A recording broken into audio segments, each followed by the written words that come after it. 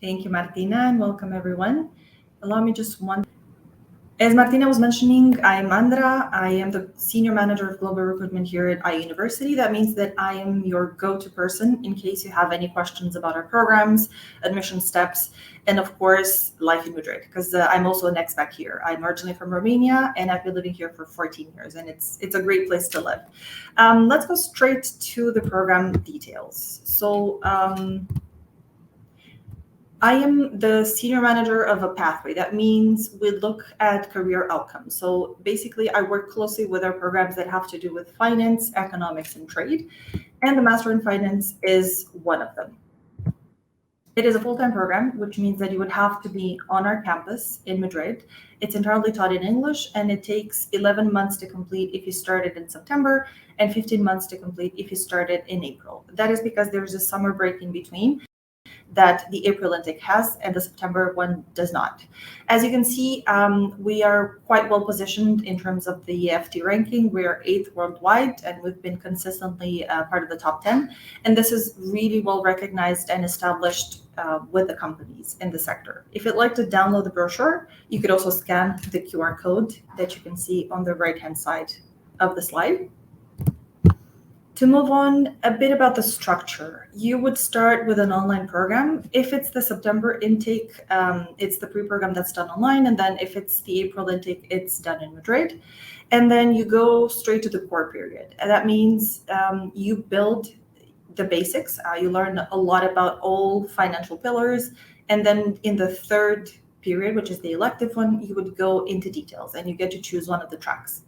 In terms of international exposure and optional trips, you could go either to London for a short exchange at LBS, you could go to Frankfurt for a long exchange at the Frankfurt School of Finance and Management, or you could also take the microfinancing project in Ghana.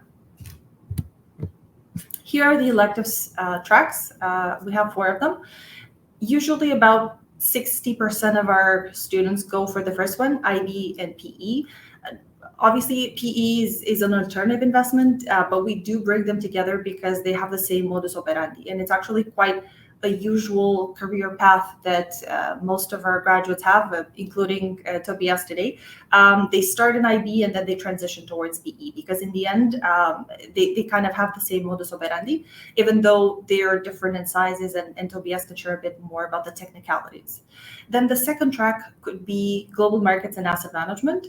A third one would be alternative investments, which is mainly real estate. And the fourth one would be fintech. And there are also subjects that you could do outside of the track. So you can take extra electives. IE is actually, I think, the school with the most electives out there in the world. We have 60 for you to choose from. Then moving on to partnerships, we do have partnerships with associations such as CFA and Kaya. And this one particularly works both ways. If you have the CFA or the Kaya exam, you could opt for the Master in Finance with a scholarship. There are 5 existing scholarships for each of the 2 institutions, covering 30% of the tuition fee. So that's a great way of getting in if you have already taken the first level of the CFA over the Kaya. If, on the other hand, you'd like to maybe enter the Master in Finance with the GMAT, then you can take some CFA electives during the elective period, prepare for the test, and then CFA would be paying for your exam. So that means you don't have to pay for it once you finish the Master in Finance. Then in terms of academic partnerships, as I was mentioning before, we collaborate with London Business School and the Frankfurt School of Finance and Management. And finally, in terms of corporate collaborations, and these are the companies that you could opt to work with for your final project, would be Deutsche Bank, Jefferies, Equita, Nomura, and Credit Suisse. Here are the final exam options. Everything we do at IE is very practical, very hands-on, lots of simulations, lots of teamwork, lots of projects, and of course, the final exam is no exception. So you have 7 different options to choose from. You could go for company project collaboration, the 5 that I mentioned before. You could do an academic research project, evaluation report, the microfinance project we mentioned before in Ghana, the CFA Research Challenge, which is a great opportunity to also work in a team And fun fact, by the way, IE won the regional European semifinal this year, and we were second worldwide after an American university team in the global final. So we're really proud of that, the team and their accomplishments. Going back to the options, you could also write a case or finally do a portfolio management practicum. How is the admission process then? Quite straightforward. You would have to first send us an online application form. That's where you submit all the documents, your diploma, the transcripts, your CV, a couple of letters of recommendation, and then you would have to take an exam because it's a very quantitative program. So we do need to make sure that everyone on class has the same quant and analytical skills. So this is why we require either the GMAT, the GRE, the CFA level 1, or the Kaya level 1. Once you do all of that, you have to go through an online assessment. You answer 3 questions, 2 of them through a short video, 1 of them through a short essay. Then comes the interview, 45 minutes. If you can make it in person in Madrid, wonderful. If not, online. And then finally, you would get an admission answer. I'm sure Toby will mention a bit about the exams, but if you have a curiosity and you'd like to learn more, feel free to scan the QR code and you can read a blog article about the difference between the 4 exams. Remember, GMAT is the more versatile, GRE is more strongly focused on verbal, and then CFA is the passport for finance people by excellence, and Kaya is for alternative investments. This is how the class profile looks like. In September this year, we opened the class with 83 students from 31 different nationalities. This is the class profile from last year. And on average, they're 24 years old. They have about 2 years of experience. They come from all across the world, but mainly from Europe. And you can see some of the university represented in class, and of course, some of the companies that our students previously worked at. In terms of careers, we're really proud to acknowledge that the 2021 graduates, so both the ones that started in April and September, are fully in a job. They're working. So that means that 100% of them have found a job immediately after graduation, which is a great stat to have, because usually with really good programs, you have a 91 up to 94%. But our careers team did an amazing job last year, and they managed to basically place every single graduate in different areas, as you can see. If you're interested in investment banking and corporate finance, you have all the big names there, global markets and sales trading, research, asset management as well. There's a bit of fintech, and there's growing interest in ESG as well.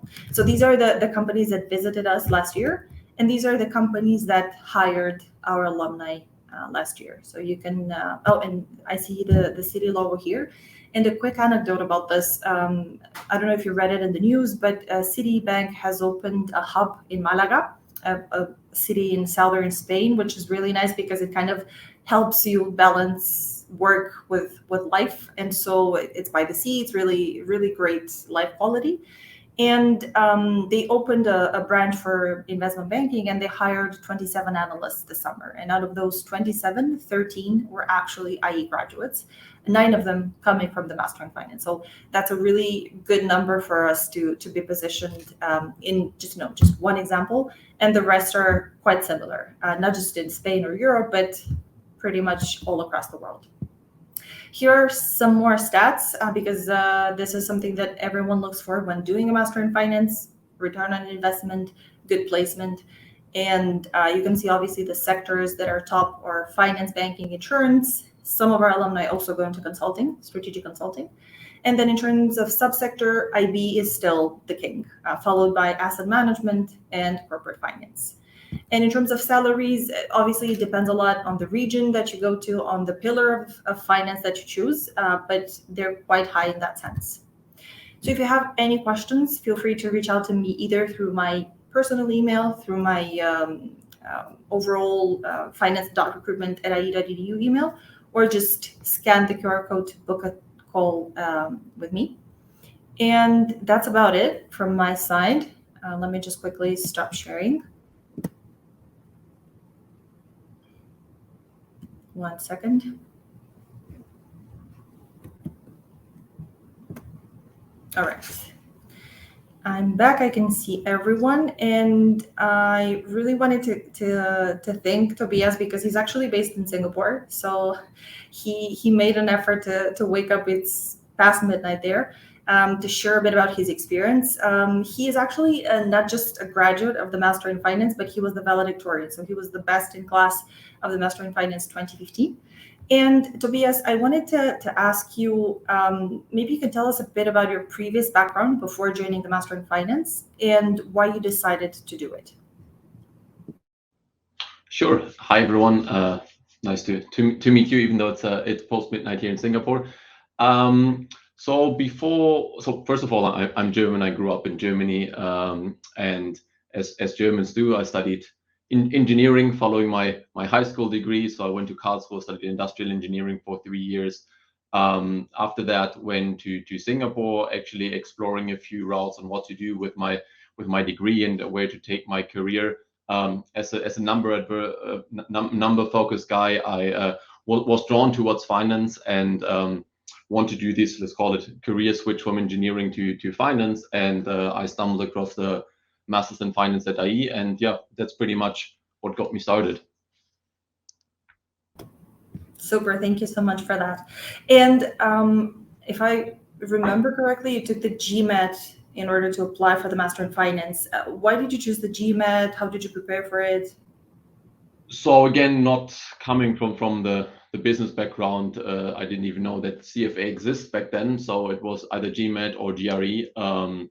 And I felt, at least for universities in Europe, the GMAT was the one at that time that was most suitable and gives you the most options. And to be fair, it was also very helpful later on when applying for interviews, for internships and for jobs, because it's a score that everyone knows. Schools may not be known for everyone, and it helps you if you have a good score also with those interviewers. Mm-hmm. Thank you. And moving on to the next question, going to the actual program and how your experience was. What was the most relevant takeaway for you from the program? Well, first of all, I have to say, of course, I learned a lot. I came in from a different career background, made the career shift. So I started pretty much from very little knowledge about business and finance. Found myself in a master very much focused on finance, as the name said. So I learned all the basics of finance I needed to then afterwards start a career in finance. And I haven't touched upon it, but I've been working in finance ever since. So IE certainly put me in a path that I like, that enjoy, and where I continue working in. And I can talk about that a little bit later. And one other thing which is very important, and I think that you will learn the program very fast, is you learn how to juggle a lot of things at the same time. You're joining the program and you're going to straight go into recruiting, because unfortunately that's when the recruiting season is, at least if you take the September program.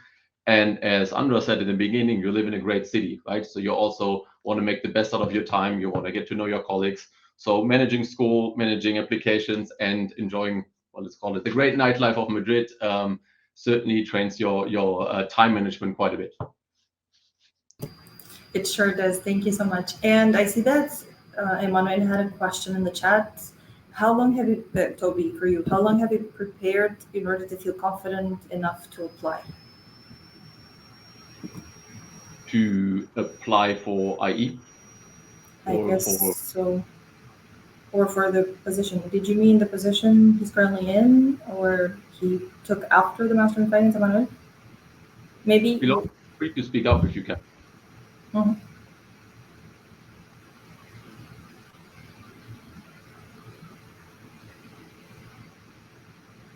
Well, in the meantime, until Emmanuel decides if he wants to maybe write in the chat or just connect his microphone, there was just one last question, which was, well, similar to what he was asking. I mean, what piece of advice would you give to future candidates? So, well, the biggest piece of advice is always make the best out of your time in Madrid, and make the best out of the time with your fellow students, because I've been out of the program now for 7 years. I'm still in touch with various people. They are your network across the finance industry, and the finance industry is very, very small.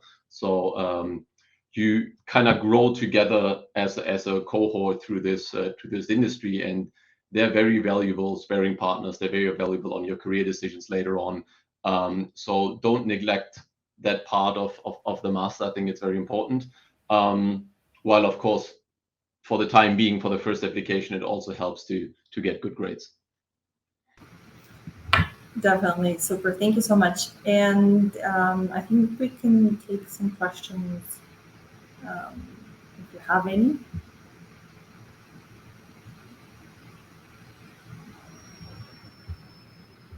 There weren't any in the chat, so I guess applying for the program, yeah, that's what he meant.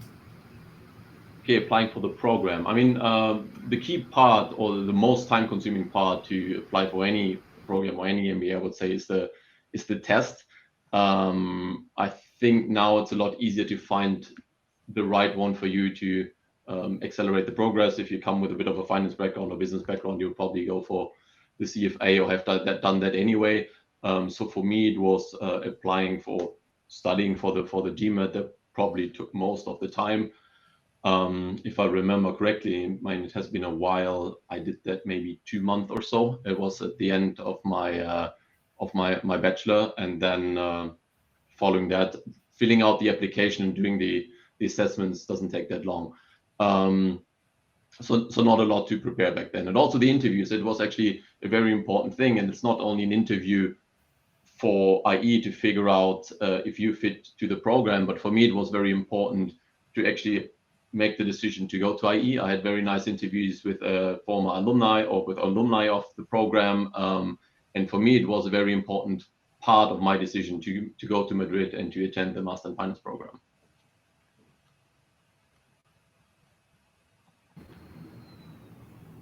Thank you, Tobias. Any other questions, Martina? Or anyone else? I see a small 5 at the bottom, so I'm not sure.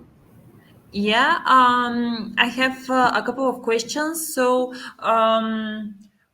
what are the networking events held by IE Business School? If there's any, maybe both of you can explain if there is something like networking events. Well, I can start with the one that I attended. So for sure, I attended a few networking events, which were investment banks coming on campus. And they were a good start of the discussion. So I remember I met with Citi. I remember I met Morgan Stanley. I haven't mentioned it before, but I ended up joining Morgan Stanley. And those, of course, they don't immediately get you a job, but they get you in touch with the right people. The people are very approachable. You can write them on during your application. They give you advice. And as a fun fact, I'm actually still in touch with both the person I met at that event at Morgan Stanley, who was heading the Spanish office back then, and the person I met from the Citi office, also in Madrid, and our path crossed a few times over time. So I'm sure now there's a lot more, but I can tell you those ones I went to, they were definitely worth the time. Great, thank you so much. And actually, are there specific clubs to join during the degree? Have you participated in such clubs? I don't think at my time there were clubs, but maybe now there are. Yes, we have several. Let me quickly retrieve them because I know I have them. I know that there's a generic one that's the finance club. There's one for venture capital. There's one for real estate. So there are several finance-related clubs that you can join. And the good thing about it is that you get to network across programs. So it's not just Master in Finance students. It's also people doing an MBA or maybe a Master in Business Analytics and Big Data or a Master in Applied Economics, but who share the same interests. So that's the benefit. You get to network outside of your class too. Great. Thank you so much. And Tobias, how did you manage to work while studying? Can you share a little bit more from your point of view?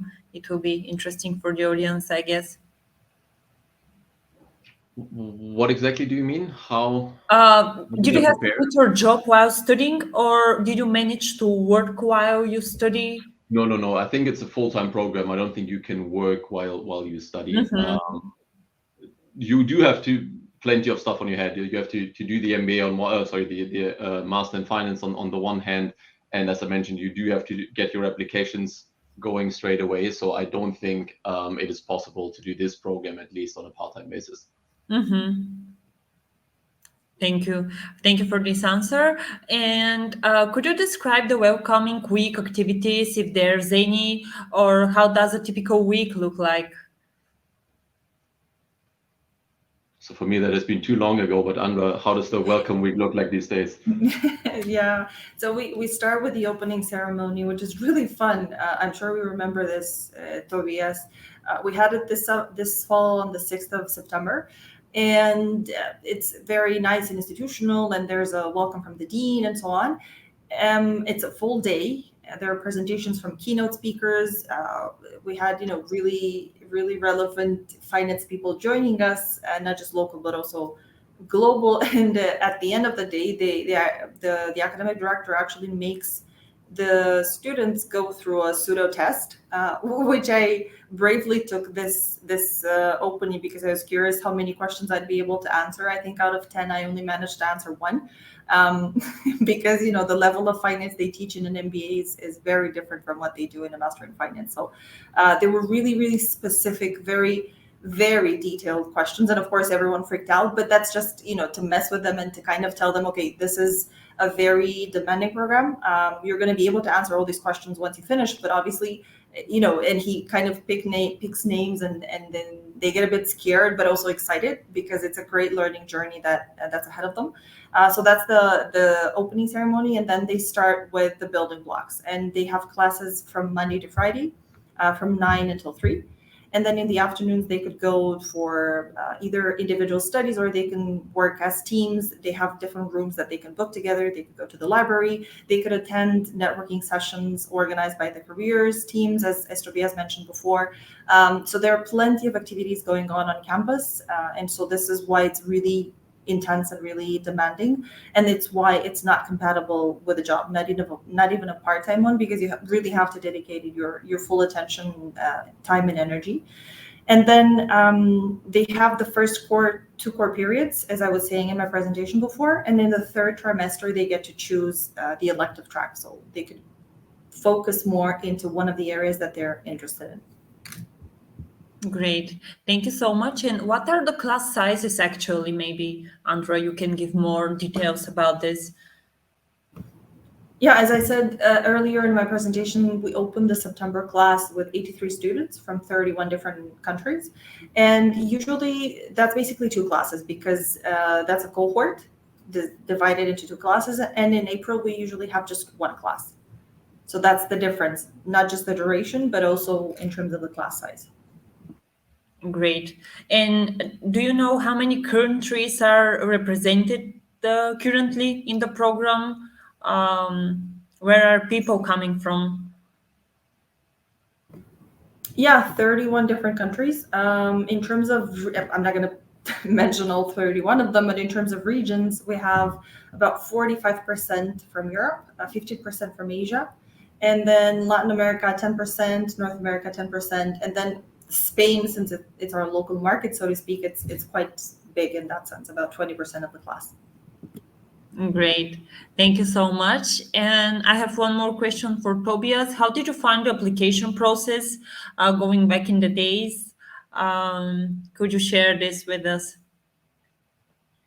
Yeah, I think it was a quite straightforward application process. I think back then we also had these 1 to 3 essays you had to write, which were very different than from most other universities. I remember one of them was more of a very creative one, and you always had the options to either submit something written, or I think a photo or a video or so. So I kind of like that. Yeah, they try to look at certainly other aspects than your pure academic aspect when you come in and try to create a group that kind of is of well-rounded people that are interesting and will have a good year together in this program. So I enjoyed it. It was not too much work in the sense that there's other schools that ask you to write 10 essays and you'll spend weeks only proofreading your essays and try to tell a coherent story. And then again, the alumni interviews, which were part of it back then, and I'm not sure, maybe I guess still now were very, very good and very, very informative for both sides, I think. So overall, I think it was a very smooth process. Great.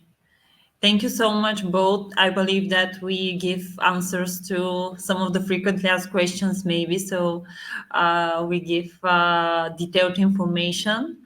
Thank you so much for joining today. I want to wish a good luck in academic journey in all of the people that are preparing their applications right now. Andra, Tobias, thank you so much for joining us in sharing this valuable information today.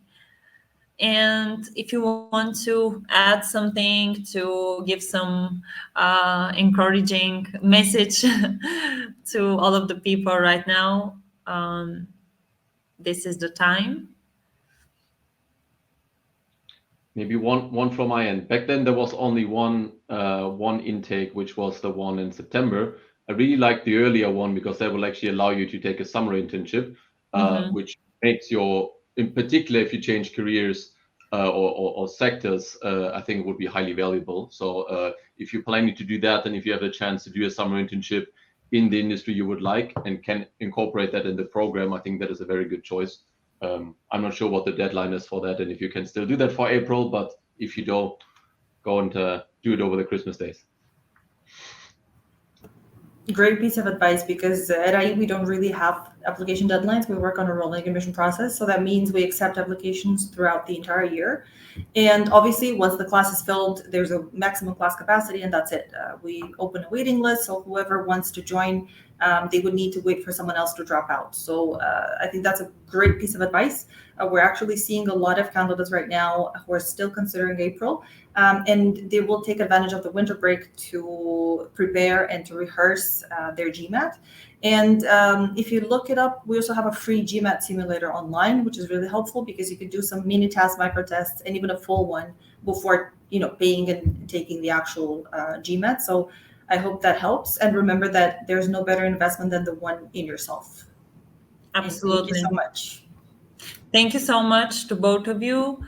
Wish you a really nice day, night. Yes, thank you. And hope to see you again soon. Thank you so much.